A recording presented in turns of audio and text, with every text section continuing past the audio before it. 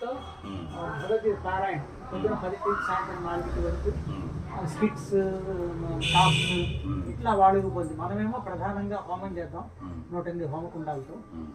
తర్వాత 20 మంది వేద పండితులు వస్తారు. దానికి షెడ్యూల్ కానీ ఆ భక్తు విగ్రహం ఒక 5 ఎకరాలు అక్కడ అన్ని వివాదాలకు అన్ని కాంట్రాక్ట్స్ ఇచ్చి చివరిలో హోమం అయిన తర్వాత 15 అధ్యాయం ఒక 15 కారణం చేస్తారు.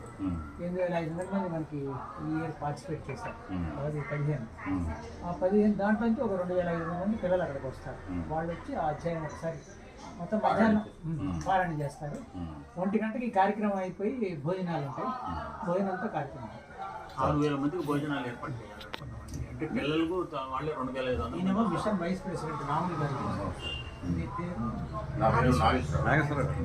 Retired superintendent cooperative bank cooperative department government cooperative డిపార్ట్మెంట్లో అసిస్టెంట్ రిజిస్ట్రార్. కోఆపరేటివ్ డిపార్ట్మెంట్ అంటే ఈ బ్యాంక్స్ అన్నిటి మీద మాది కంట్రోల్ ఉంటుంది.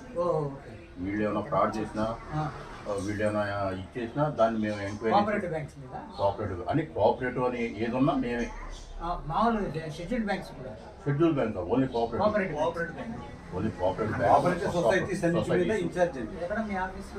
నేను ప్రజెంట్ ఏలూరులో వర్క్ చేస్తున్నాను. ఇక్కడ మనకి బందర్ రోడ్ మీద అది కోఆపరేటివ్ బ్యాంక్. అది బ్యాంక్ అండి. సూపర్ బజార్ పక్కన బ్యాంకు. మాది ఎక్కడ ఉంటుందంటే ఏఎంసీ మున్సిపల్ కాంప్లెక్స్ ఉంచండి బంగారపుట్లు అయి ఉంటాయి.